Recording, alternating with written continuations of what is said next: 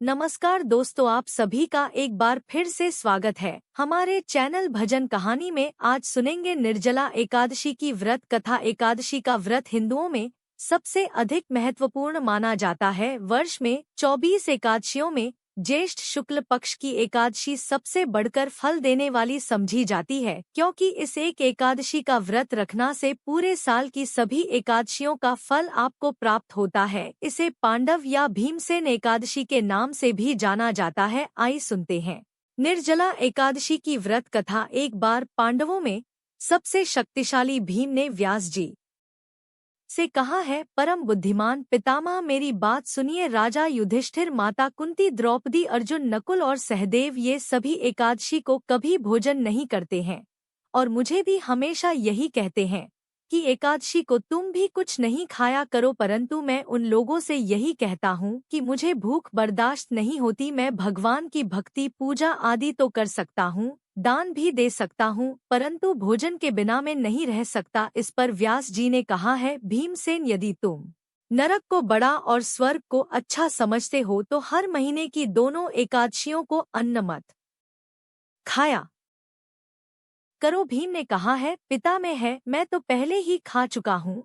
मैं भूख सहन नहीं कर सकता। यदि वर्ष भर में कोई एक व्रत हो तो मैं उसे रख सकता हूँ, क्योंकि मेरे पेट में भूख नाम वाली अग्नि है, उसे मैं भोजन करके ही शांत कर सकता हूँ। भोजन करने से वह शांत रहती है, इसलिए पूरा साल उपवास तो क्या एक समय भी बिना भोजन के रहना मेरे लिए बहुत कठिन है। इसलिए आप मुझे कोई ऐसा व्रत बताइए जो वर्ष में केवल एक ही बार करना पड़े और मुझे स्वर्ग की प्राप्ति हो जाए।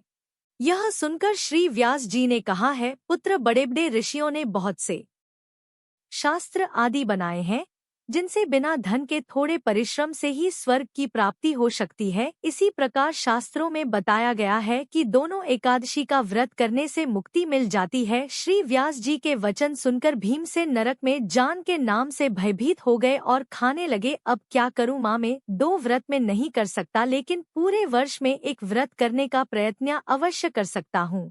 इसलिए पूरे वर्ष में कोई एक दिन व्रत करने से मेरी मुक्ति हो जाए, ऐसा कोई व्रत बताइए। यह सुनकर श्रेया जी खाने लगे कि वृषभ और मिथुन की शाकृति के बीच ज्येष्ठ शुक्ल पक्ष की जो एकादशी आती है उसका नाम निर्जला है। तुम उस एकादशी का व्रत करो। इस एकादशी के व्रत में स्नान और आचमन के सिवा जल वर्जित है। आचमन में 6 माह से अधिक जल नहीं होना चाहिए, अन्यथा वे मद्यपान जैसा हो जाता है। इस दिन भोजन भी नहीं करना चाहिए, क्योंकि भोजन करने से व्रत नष्ट हो जाता है। यदि निर्जला एकादशी के सूर्योदय से लेकर द्वादशी के सूर्योदय तक अगर कोई जल ग्रहण अन्न करे तो उसे सारी एकादशियों के व्रत का फल प्राप्त हो जाता है। द्वादशी को सूर्योदय से पहले उठकर स्नान आदि करके ब्राह्मण को दान देना चाहिए। इसके बाद भूखे और सच्चे ब्राह्मण को भोजन कर कर आप भी भोजन कर लेना चाहिए। इसका फल पूरे वर्ष की संपूर्ण एकादशियों के बराबर होता है। वह भीमसेन खाने लगे हैं। भीमसेन, मुझको स्वयं यह बात भगवान ने बताई है। इस एकादशी का पुण्य समस्त तीर्थ और दोनों से अधिक है। केवल एक दिन मनुष्य निर्जल रहने से उसे समस्त पापों से मुक्ति मिल जाती है।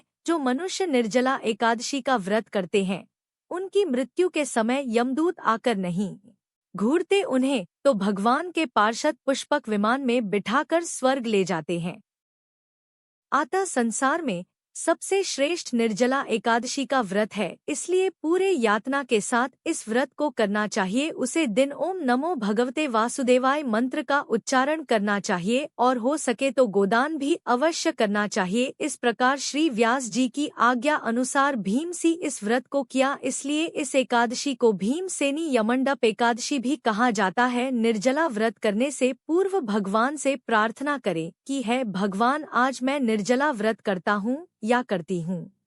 दूसरे दिन भोजन करूंगी, मैं इस व्रत को श्रद्धा पूर्वक करूंगी, अतः आपकी कृपा से मेरे सभी पाप नष्ट हो जाए। इस दिन जल से भरा हुआ एक खड़ा वस्त्र से ढककर दान करना चाहिए। जो लोग इस दिन यज्ञ आदि करते हैं उनका फल तो वर्णन ही नहीं किया जा सकता। इस एकादशी के व्रत से मनुष्य विष्णु लोक को प्राप्त होता है। जो मनुष्य इस दिन अन्न खाता है वो चांडाल के समान है, वे अंत में नरक में जाते हैं। जिसने निर्जला एकादशी का व्रत किया है, चाहे वो ब्रह्मा हत्यारा हो, मदिरापान करता हो, चोरी करता हो या गुरु के साथ द्वेष करता हो, इस व्रत के प्रभाव से वो स्वर्ग जाता है। श्री व्यास जी ने कहा, जो पुरुष या स्त्री इस व्रत को श्रद्धा पूर्वक करते हैं, उन्हें सबसे पहले भगवान का पूजन करना चाहिए, फिर गोदान करना चाहिए और उसके बाद ब्राह्मण को मिष्ठान्न व दक्षिणा देनी चाहिए। इसके बाद जल से भरे कलश का दान अवश्य करना चाहिए। निर्जला के दिन अन्न, वस्त्र और जूते आदि का दान भी करना चाहिए। जो मनुष्य भक्ति पूर्वक इस कथा को पढ़ने या सुनते हैं, उन्हें निश्चय ही स्वर्ग की प्रताप होती है। तो ये थी निर्जला एकादशी की व्रत कथा। आपको यह कथा कैसी लगी कमेंट बॉक्स में जरूर बताएं और हमारे चैनल भजन कहानी को सब्सक्राइब करना ना भूले। धन्यवाद। जय श्री राधे कृष्ण।